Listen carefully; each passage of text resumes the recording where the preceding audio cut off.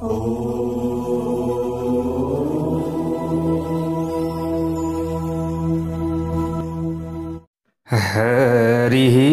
ओम स्वस्ति श्री गणेशाय नमः। ओम नमो भगवते वासुदेवाय।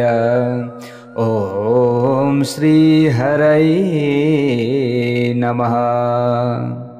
ओम कृष्णाय वासुदेवाय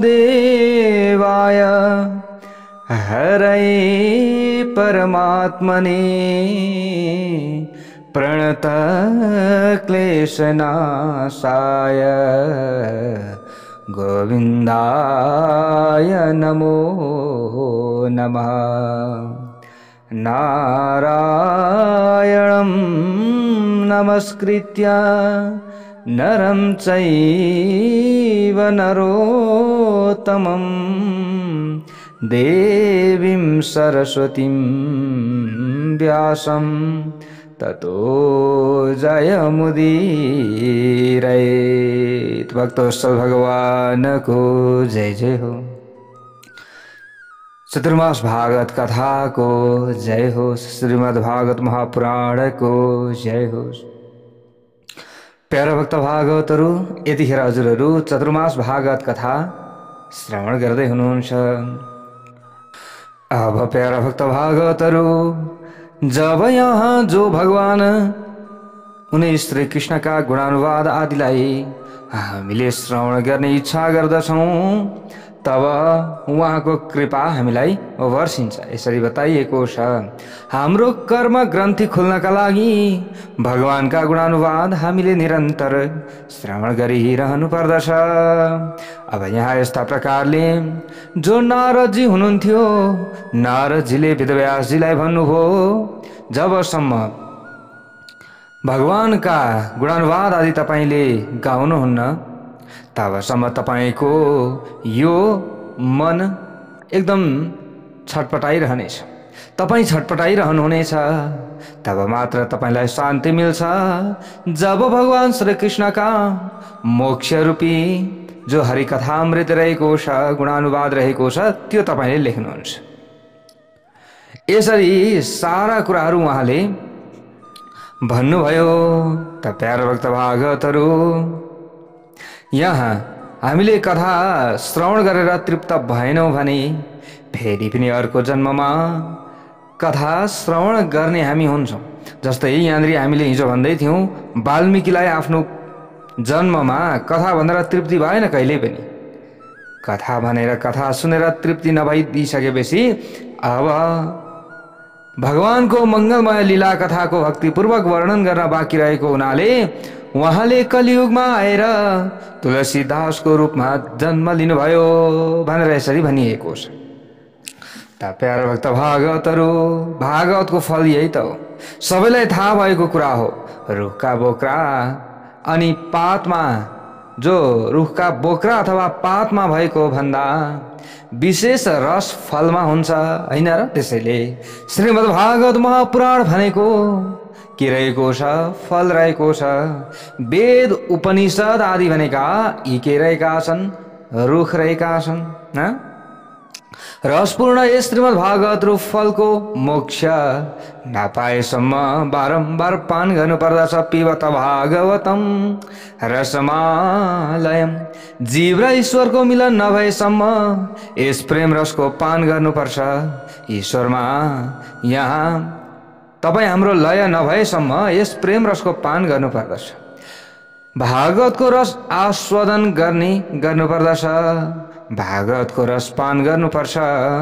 वेदान्त अधिकारीका निम्ति होस् अथवा जोसुकैका लागि होस्, हामीले कुनै पनि कार्य गर्नका लागि सहज त हुँदैन, हैन? अलिकति कहीँ न कहीँ दुःख परे जस्तो त हुन्छ। वेदान्तले त्यागको आज्ञा गर्छ। वेदान्त भन्छ सबै कुरा त्यागेर भागवतमा पछि लाग। तर संसारीहरू केही पनि छोड्दैनन्। यस्ताको उद्धारका निम्ति कुन उपाय होला? कुन उपाय हुन्छ त? संसारले त केही पनि छोड्न सक्दैन। अझ कलियुगका प्राणीहरूले त सबै कुरा चाहन्छन्। अब उनीहरूको कसरी उद्धार होला त? यसरी बताइएको छ। अब यहाँ धेरै कुराहरू छन्। त्याग गर्न सकेनौ भने केही हानि छैन, तर आफ्नो सर्वस्व ईश्वरलाई समर्पण गर। यदि त्याग गर्न सक्दै सकिएन भने, कसै सकिन्छ त होइन, घर गृहस्थमा गाह्रो छ। यदि सकिएन भने के गर्नु पर्यो? आफूले कमाएको पनि ईश्वरको कृपाद्वारा भन्न सक्नु पर्यो, आफूले कमाएको यो सबै म ईश्वरलाई अर्पण गर्दैछु। यो भाव हामीमा जागृत हुन पर्यो। अनासक्त भएर त्यसलाई भोग गर्नु पर्दछ, आसक्त भएर होइन। हेर्नुहोस् प्यारा भक्त भागवतहरू, अब व्यासले ब्रह्मसूत्र बनाउनु भयो, योग दर्शनमा भाष्य रच्नुभयो, तर उहाँलाई लाग्यो कलियुगका मानव भोग परायण होलान्, होइन र? कलियुगका मान्छे त सबै के छन्? भोग परायण नै त छन्। त्यसै कारण उनीबाट यस योगमा प्रवृत्ति हुन नसक्ला। उनका निम्ति करुणा गरेर यो भागवत शास्त्र रच्नु भएको छ। कोबाट प्रेरित हुनुभयो? नारदजीबाट। ल हेर्नुहोस् है प्यारा भक्त भागवतहरू, त यस्ता प्रकारले श्रीमद् भागवत महापुराण सबैभन्दा अगाडि जो भगवान श्री हरि नारायण हुनुहुन्छ उहाँले ब्रह्माजीलाई दिनुभयो चतुश्लोकी भागवतका रूपमा। यस्तै प्रकारले अब ब्रह्माजीले नारदजीलाई भन्नुभयो, नारदजीले वेदव्यासजीलाई, वेदव्यासजीले अब यहाँनिर सबै सुख आदि गरिएका सबैलाई सुत आदि गरेका सबैलाई प्रदान गर्नुभएको छ। त प्यारा भक्त भागवतहरू, अब अहिले वेदव्यासजीले नै त हामीलाई प्रदान गर्नुभयो नि त, होइन? हामीलाई पनि प्रदान गर्नुभयो। ल हेर्नुहोस्, शिष्य प्रशिष्य गुरुहरूका माध्यमद्वारा हामीले प्राप्त गर्यौँ, हामीले पनि त्यतिकै प्राप्त गरेनौँ।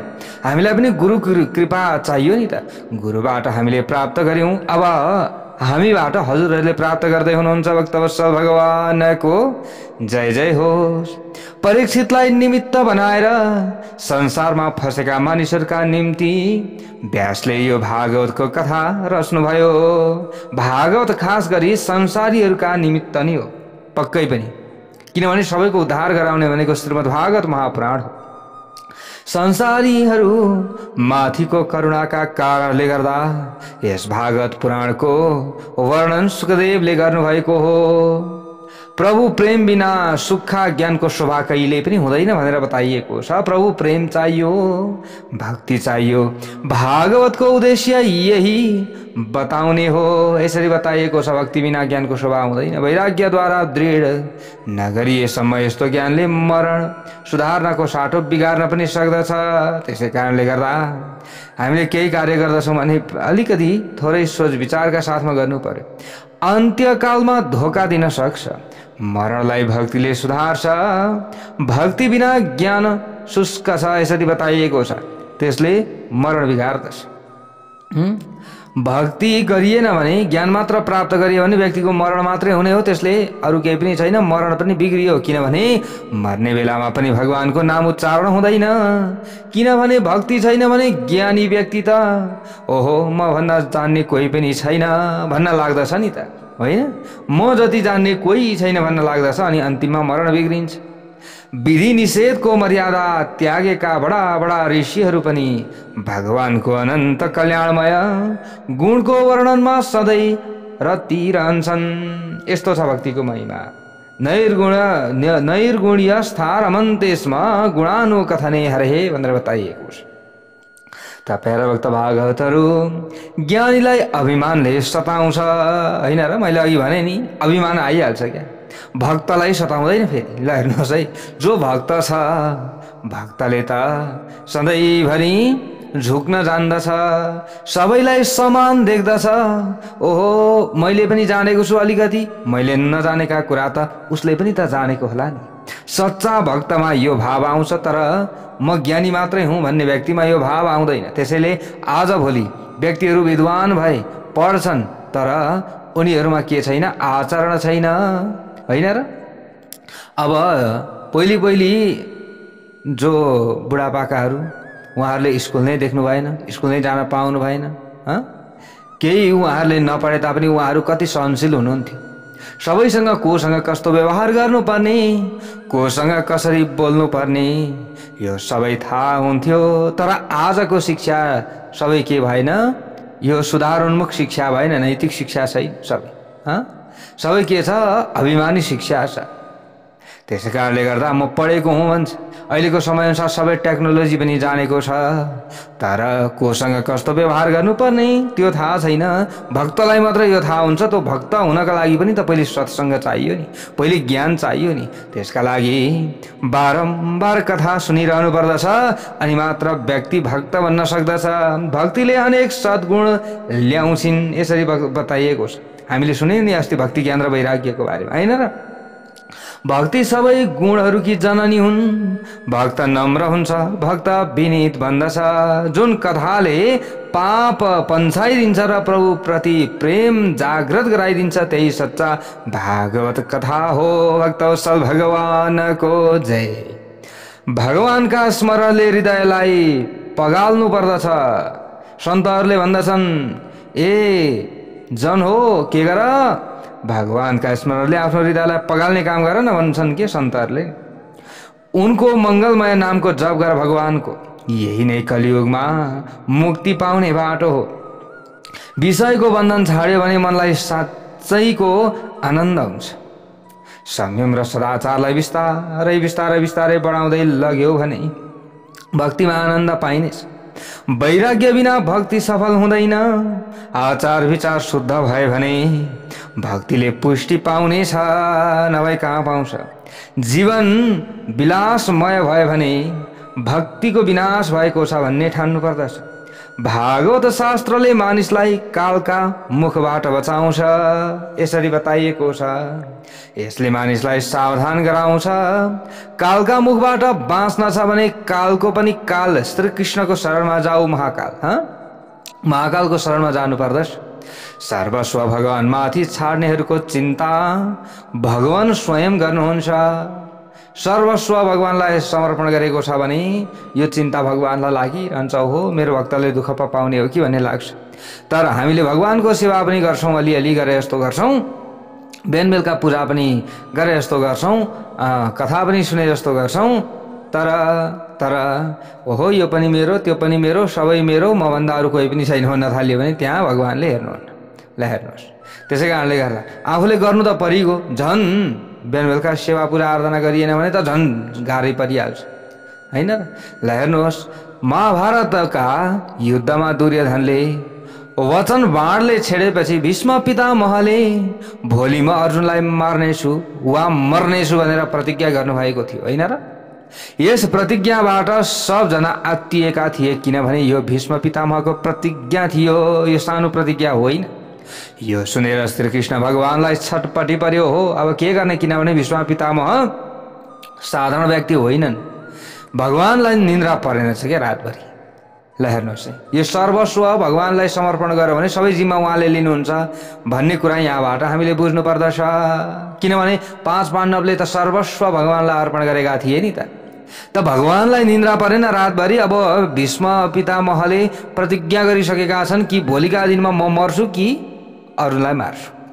त भीष्मको प्रतिज्ञा सुनेर अर्जुनको दशा के भयो होला त्यो समयमा भन्ने विचार गरेर भगवान अर्जुनको स्थिति हेर्न भगवान टुप्लुक्क आउनुभयो। त अर्जुन त शान्तिपूर्वक गाढा निन्द्रामा सुतिरहेका छन्। यता भगवानलाई निन्द्रा लागेन, भक्त त उता मजाले सुतिरहेका छन्। ल हेर्नुहोस् है प्यारा भक्त भागवतहरु, किनभने अर्जुन ढुक्क छन् कि मेरा साथमा कन्हैया छन्, मेरा साथमा त हुने श्री कृष्ण छन्। जे गर्नुपर्ने हो गराउनु पर्ने हो उहाँ छँदै हुनुहुन्छ, मलाई किन टेन्सन। ल हेर्नुहोस्, त भगवानले त्यो देखेर अत्यन्त छक्क पर्नु भएछ। भगवानले सोच्नुभयो भीष्मले यस्तो भीषण प्रतिज्ञा गरेका छन् तैपनि यिनी शान्तिपूर्वक सुतिरहेका छन्, यी अर्जुन के हो? उहाँले अर्जुनलाई बिउझाएर सोध्नु भएछ नि त्यो समयमा। सोध्नुभयो, ए तिमीले भीष्म पितामहको प्रतिज्ञा सुनेनौ? हिजो सुनेनौ? अर्जुनले भन्नुभयो सुनेको छु भनेर उत्तर दिनु। त भगवान श्रीकृष्णले भन्नुभयो अनि सुनेका छौ भने तैपनि तिमीलाई मृत्युको डर छैन, चिन्ता छैन तिमीलाई? त अर्जुनले तुरन्त त्यो समयमा भन्नुभयो मेरो चिन्ता गर्ने त मेरा स्वामी हुनुहुन्छ, उहाँ जागा हुनुहुन्छ अनि म सुत्छु। उहाँ जागा हुनुहुन्छ र त म सुत्न पाएको छु, नभए मैले सुत्न पाउँछु? ल हेर्नुहोस्, जब भगवानले तपाईको जिम्मा लिनुहुन्न नि भोलिपल्टदेखि तपाईको निन्द्रा हराम हुन्छ। स्लिपिङ ट्याब्लेट खानुहुन्छ, त्यो ट्याब्लेटले तपाईँको जिम्मा लिन्छ? एकछिन त्यो ट्याब्लेट खाइन्जेल तपाईँको जिम्मा भयो, तर भोलिका दिनदेखि फेरि तपाईँलाई छटपटी सुरु। भक्त वत्सल भगवानको जय जय हो। ल हेर्नुहोस् त, भगवानलाई जसले सर्वस्व अर्पण गरेको छ ऊ त ढुक्क छ, उसलाई कुनै पनि टेन्सन छैन, कुनै पनि चिन्ता छैन। यो सबै भएको हो प्रभुकै हो। हिजो थियो म नहुँदाखेरि पनि यो धन सम्पत्ति दौलत हिजोका दिनमा कसै न कसैका हातमा त थियो, यो थियो नि। आज मेरो हातमा आएको छ, यो कसको कृपा हो? उनी ईश्वरको कृपा हो। त्यसै कारणले गर्दा निश्चित भएर ढुक्कले सुत्ने। आज त हो यत्रो धन भयो, ला भोलि म त कङ्गाल हौँला कि, भोलि मलाई समस्या पर्ला कि भनेर थोरै सञ्चेता गरेर आफूले राख्नु त्यो त सही कुरा हो। तर भगवानलाई नै समर्पण गरेर सबै त तपाईँ हुनुहुन्छ भनेर आफूले यो पनि भन्न सक्नु पर्यो। तर जतिखेरै त्यसकै बारेमा मात्रै चिन्ता गरिरह्यो भने निन्द्रा पर्दैन। सबै आफैले भारा बोक्ने होइन कि, यसको मतलब। ल हेर्नुहोस्, अरूले भन्नुभयो मेरो चिन्ता गर्ने त हजुर हुँदै हुनुहुन्छ, मैले किन चिन्ता गरौँ? यस प्रकार यसको भाव के हो त भन्दाखेरि सब ईश्वरमा छाडिदिनु पर्दछ, सबै ईश्वरका हातमा सुम्पिदिनु पर्दछ। हामीले कुनै पनि कर्म गर्दछौँ भने श्री कृष्णार्पण वस्तु अथवा शिवार्पण वस्तु अथवा नारायणार्पण वस्तु भगवानलाई समर्पण गरिदिने, देव्यार्पण वस्तु। ल मैले गरेको यो सत्कर्म सबै तपाईँका लागि, तपाईँलाई मैले जिम्मा लगाएको छु, अब मलाई कति दिनु पर्दछ? यसको मतलब यो कथाको सारी हो, यो भन्न खोजेको प्रसङ्ग यसका लागि हो। मानिसको चिन्ता ईश्वरलाई नभएसम्म ऊ निश्चित हुँदैन, यसरी बताइएको छ, निश्चिन्त हुँदैन। यो प्रथम स्कन्द अधिकारको लीला हो भनेको, यो प्रथम स्कन्द भनेको अधिकार लीला हो। अधिकार बिना सन्त भेटिए भने उनीप्रति सद्भाव जाग्दैन, यसरी बताइएको छ। सन्तहरूलाई खोजी गर्ने आवश्यकता छैन, खोजी गर्नाले सन्त भेटिने पनि होइनन्। अब त्यसका लागि के चाहिन्छ? प्रभु कृपाबाट सन्त पाइन्छ, केवल ईश्वरको कृपा चाहियो हामीलाई, अनि मात्र सन्त भेटिन्छ। अनि सन्त भेटिसकेपछि ईश्वरको कृपा पनि हुन्छ फेरि। ल हेर्नुहोस्, यसको लागि ईश्वरको कृपा पाउनका लागि पूर्वजन्मको हामीमा कुनै न कुनै सञ्चित पुण्य पनि चाहियो, अनि नै हामीले सन्त भेट्छौँ। मनमा दुर्भाव भएसम्म सन्त भेटिँदैन। मनमा दुर्भाव बोकेको छ, मभन्दा चाहिँ धनी कोही छैन, मभन्दा बलवान कोही छैन, मभन्दा राम्रो अरू कसैले लाउँदैन, मभन्दा राम्रो अरू कसैले खाँदैन, यस्तो भयो भने कसरी सन्त भेटिन्छन्? भेटिँदैनन्। अलिकति लुइन जान्नु पर्यो, झुक्न जान्नु पर्यो, यसरी बताइएको छ। सन्त बन्यौ भने सन्त भेटिनेछन्, यसरी बताइएको छ। सन्त जस्तो बन्नु पर्यो। संसारको पदार्थ हेर्नमा आनन्द छ भनेर सन्तले हेर्ने दृष्टि दिनुहुन्छ, तिनको उपभोगमा आनन्द छैन। यो संसार ईश्वरको स्वरूप हो, यसरी बुझ्नु पर्दछ। बाह्य चिज वस्तुको उपभोगमा आनन्द छैन, यसको मतलब। यसकारण जगतलाई ईश्वरमय देख्नु पर्दछ, अनि मात्र हामीलाई आनन्द आउँछ। सुखदेव र अप्सराहरूको प्रसङ्ग यहाँ पहिल्यै भनिसकिएको छ प्यारा भक्त भागवतहरू। जसको दर्शनले कृष्णको सम्झना हुन्छ त्यो वैष्णव। प्यारा भक्त भागवतहरू, जसको सङ्गतमा आएपछि प्रभु स्मरण हुन्छ त्यो वैष्णव हो भनेर महाप्रभुले वैष्णवको लक्षण बताउनु भएको छ। अप्सराहरूलाई सुखदेवका दर्शनले वैराग्यको उत्पत्ति भयो। ल हेर्नुहोस् प्यारा भक्त भागवतहरू, कृष्णको कथामा उनीहरू पागल बनेका छन्। जगतमा सन्तहरूको अभाव छैन, तर सत शिष्यको भने अभाव रहेको छ। सत गुरु पनि हामीले चिन्न सक्नु पर्यो। अधिकार सिद्ध भएकाहरूले सन्त पुरुष भेट्छन्। मानिस जब सन्त बन्छ अनि सन्त भेटिन्छन्। सन्त बन्नुभन्दा अघि नै सन्त भेटिए भने तिनका प्रति सद्भाव हतपत बन्दैन। त्यसैले आफै पनि सन्त बन्नु पर्यो। जसका आँखामा ईश्वर छ उसले सबैमा ईश्वरको अनुभव गर्छ। यस जगतमा निर्दोष एक परमात्मा नै हुनुहुन्छ। ईश्वरका सिवाय अरू कोही निर्दोष छैन। सन्तहरूमा केही एकाध दोष होलान्, किनभने पूर्ण सत्य गुण प्रकट भएपछि त यो जीव यस शरीरमा रहन सक्दैन। संसारबाट यो अलग रहन सक्दैन। यो ब्रह्माको सृष्टि गुण दोषले भरिएको छ। जगतमा सब प्रकारबाट कोही सुखी हुन्, अथवा सबै सुखी हुन् भन्ने त यहाँ चाहना त सबैको हुन्छ, तर जगतमा सब प्रकारबाट कोही पनि सुखी हुन अलिक गाह्रै पनि छ।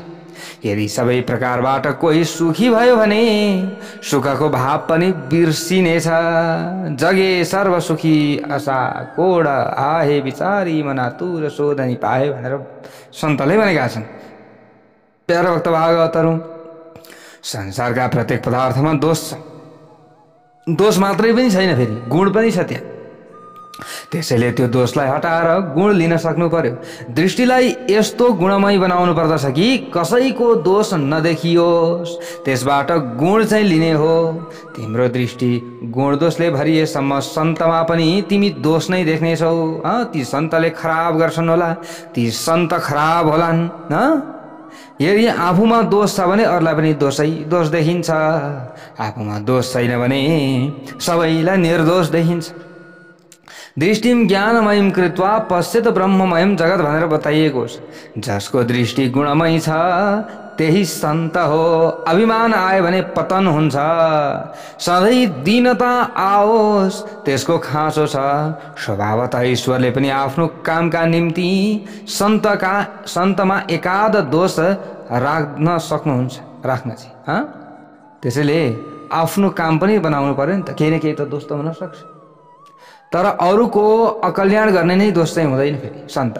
सायद ईश्वरले पनि एकाध दोष आफ्ना भक्तमा रहन दिँदा हुन्, जसले गर्दा भक्तहरूमा कसैको आँखा नलागोस् भनेर हो नि त यो। बालकको श्रृङ्गार गरेपछि अरूको नजर नलागोस् भनेर गालामा गाजलको टिका लगाइदिए जस्तै मानिसमा कुनै दोष भएन भने उसका मनमा मेरो दोष सिद्धियो भन्ने अभिमान आउँछ। फेरि ऊ अभिमानी बनिहाल्छ। ओहो, त्यसैले अलिकति केही न केही त हुन्छ। त्यसैले आफ्ना दृष्टिलाई गुणमय बनाउनु पर्दछ। कसैको दोष खोज्ने होइन, उसको गुण खोज्नुहोस्। कसैका पापको विचार नगर या वाणीद्वारा ती पापको उच्चारण पनि नगर। कसैले पाप गरेको छ भने खालि त्यसले त यस्तो गर्यो, उसले त उस्तो गर्यो भनेर मात्रै भनिरहनु हुँदैन। यदि त्यसो मात्र भनियो, अरूको निन्दै मात्रै गरियो, अरूको कुरै मात्रै गरियो, खराब व्यक्तिको कुरा गरियो, खराब व्यक्तिको सङ्गत गरियो भने उसको पाप आफूले भोग्नु पर्दछ। भक्तवत्सल भगवानको जय होस्।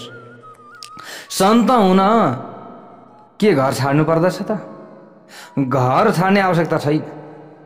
घरै छाडेकाले कोही सन्त बन्छ भन्ने पनि होइन। घरमा बसेर नै महाराज सन्त एकनाथ हुनुहुन्थ्यो। गोपीहरू आदिले प्रभुलाई प्राप्त गरेका हुन्। एकनाथले प्राप्त गर्नुभयो, गोपीहरूले घरमै बसेर भगवानलाई प्राप्त गरेनन्? गरे नि। गेरुवा लुगा लगाएर मात्र कोही सन्त भएका छैनन्। गेरुवा लुगा लगाएर कोही ढोङ गर्ने पनि हुन सक्दछन्। यस्ताबाट बस्नु पर्दछ। लुगा फेर्ने काम छैन, कलेजो बदल्नु पर्ने जरुरी छ। भित्री सोच बदल्नु पर्ने जरुरी छ। त्यसका निम्ति मनलाई बदल्नु आवश्यक छ। बाहिरी आवरणमा बाहिर त राम्रा राम्रा जतिसुकै राम्रा लुगा लगाउनुहोस्, भित्र तपाईँमा दोष भरिएको छ भने बाहिर चाहिँ छोपेर हुन्छ र?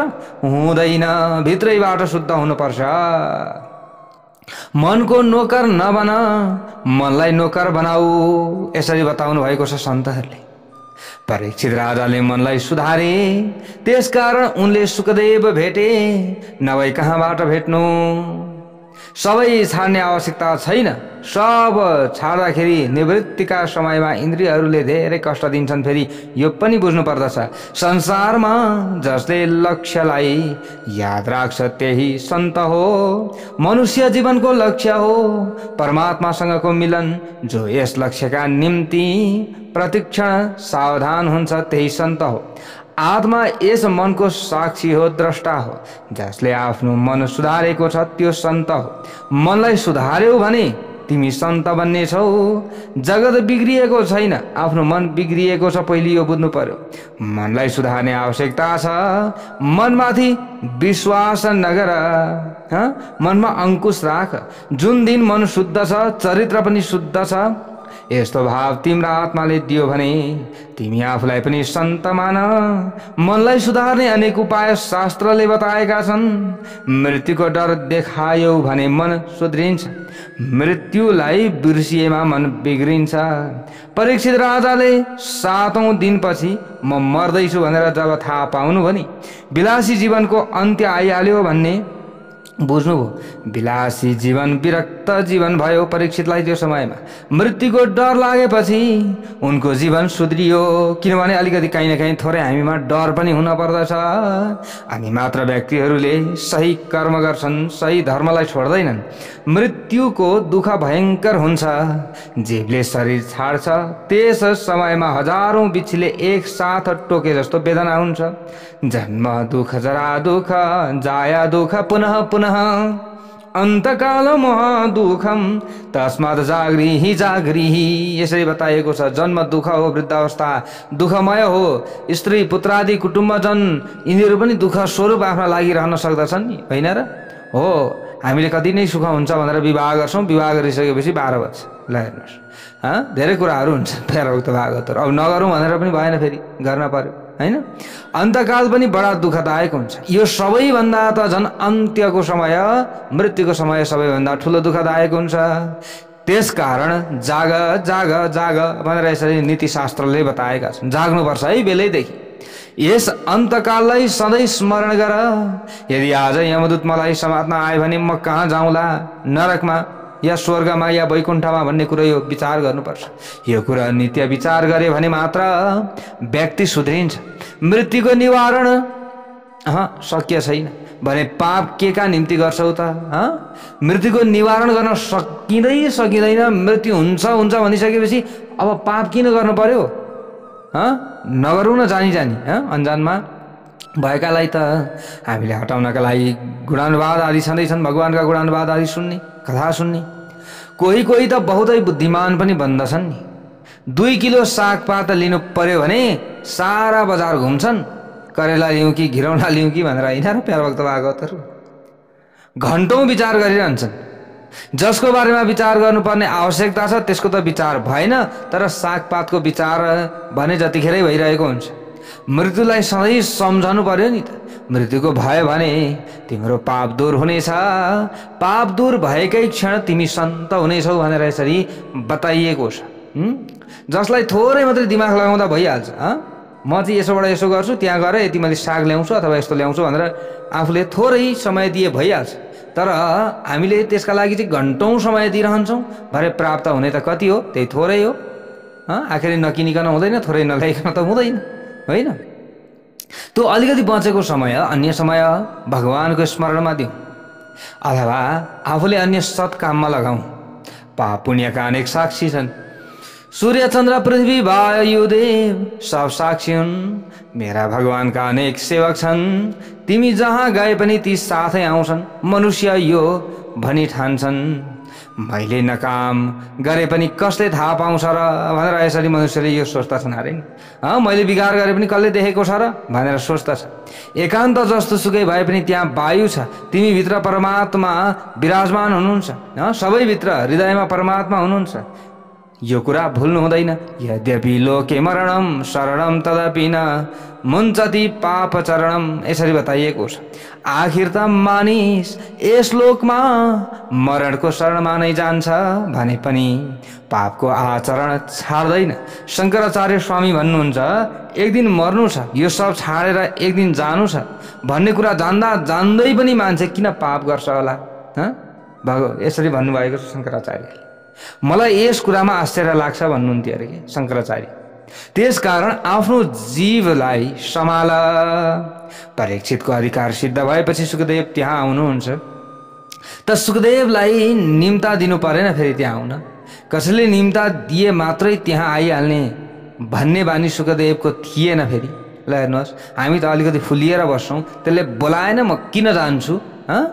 कथा कहीँ लागेको छ भने त्यसले बोलाएन मलाई त म किन जाने? यो हामीले यो भाव राख्नु हुँदैन। जसले कथा भने पनि जहाँ कथा भए तापनि त्यो कथा सुन्न पुग्नु पर्दछ। परीक्षित राजा अब राजा रहँदैनन्, महर्षि भएका छन् भन्ने कुरा थाहा पाउन साथ सुखदेव आउनुभयो त्यहाँ। ल हेर्नुहोस्, यो कुरा छ। त राजर्षि र ऋषि एकै हुन्। राजाले महलमा विलासी जीवन बिताउँदासम्म सुखदेव आउनु भएन तर दक्षका डरले सांसारिक मोह छुट्न साथ, किनभने मृत्युको डर भयो नि त, अन्त्यकालको समयको मृत्युको डर भयो। अघिदेखि हामीले यहाँ सुन्दैछौँ अन्त्यकालको समयको मृत्युको डर हुनु पर्यो हामीमा। त परीक्षितमा जब यो डर भयो, सारा संसारको मोह छुट्यो। अब यो सारा संसार मैले आफ्नो बनाउँछु भनेर अगाडि बढेको थिएँ, यो केही भयो त, अब मृत्यु भइहाल्छ, के गर्ने? सारा श्री सम्पत्ति मैले जोडेँ, अब यो जोडेर के गर्ने? भोलि छुटेर गइहाल्ने रहेछ। सुखदेव तुरुन्त आउनुभयो। जब परीक्षितमा यो भाव आयो तब आउनुभयो। राजा भएका बेलामा सुखदेव कथा भन्न जानुभएको भए भन्दथे होला त्यो समयमा कि तपाईँ आउनु भएछ, ठिक गर्नुभयो, 1 घण्टा कथा भनेर बिदा लिनु होला, मेरो धेरै काम छ। राजा भएका बेला सुखदेवजी आउनु भएको भए राजाले यही भन्नुहुन्थ्यो नि, होइन र?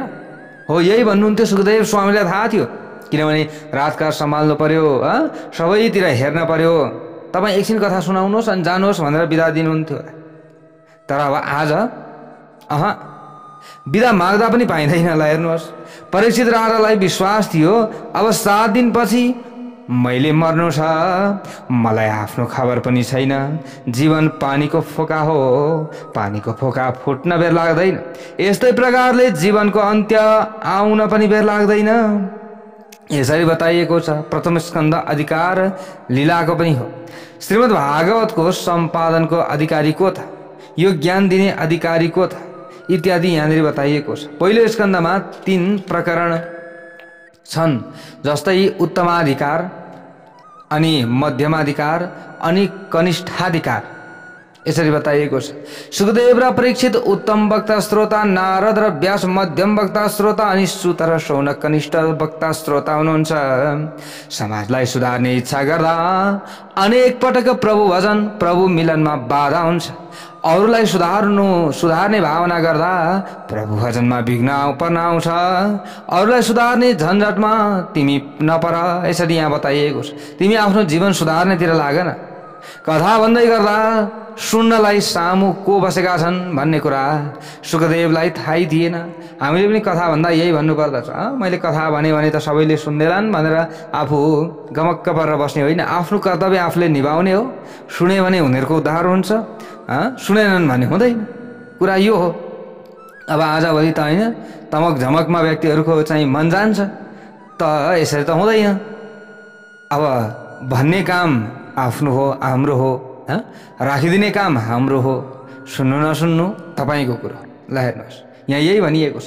सुखदेवका कथाले धेरैको जीवन सुध्रिन्छ, तर सुखदेव यसबारे विचार गर्नुहुन्न। शङ्कराचार्यले भन्नुभएको छ, ब्रह्मज्ञानी महात्माले एक क्षण पनि ब्रह्मचिन्तन छाड्न सकेका हुँदैनन्। यस्तो दशा सुखदेवको पनि त छ नि, होइन? 16 आना वैराग्य भएन भने दृष्टि ब्रह्माकार हुँदैन। जगतमा ब्रह्म ज्ञानी पाउन सकिन्छ, तर ब्रह्म दृष्टि राखेर विचार गर्ने सुखदेव जस्तो प्राप्त गर्न धेरै कठिन छ। भन्नु र गर्नुमा एक रूपता नभएसम्म र आचरण पनि एक नभएमा शब्दमा शक्ति आउँदैन, यसरी बताइएको छ। आफूले गरेको छ एउटा, भनेको छ एउटा, आजभोलि त्यस्तै भइरहेको छ। धेरै आफूले गर्दैन, यो भोलि यो काम गर्नुपर्दछ भनेर भन्दाखेरि आफूले चाहिँ गर्दैन, अरूलाई चाहिँ अराइरहन्छ। त्यो भइसकेपछि उसको बोलीमा दम हुँदैन, उसले बोलेको कुरा साँचो त्यहाँ ठहरिरहेको हुँदैन। यहाँ यसरी बताइएको छ। ल हेर्नुहोस् प्यारा भक्त भागवतहरू अनि आदि केले मग सङ्गीतले यसरी बताइएको छ। रामदास स्वामीले भन्नुभएको छ, मैले अनुभव गरेको छु अनि यहाँ तपाईँलाई भनेको छु। सुखदेव उत्तम वक्ता हुनुहुन्छ, किनभने उहाँको बाणी र आचरण एक छ। त्यसैले कुनै सन्तले भनेका छन्, बोले तैसा चाले त्यादी वन्दाविता पाउलै। यस्तो व्यक्ति वन्दनीय, जे बोलेको छ आचरणमा पनि त्यही उतार छ भने।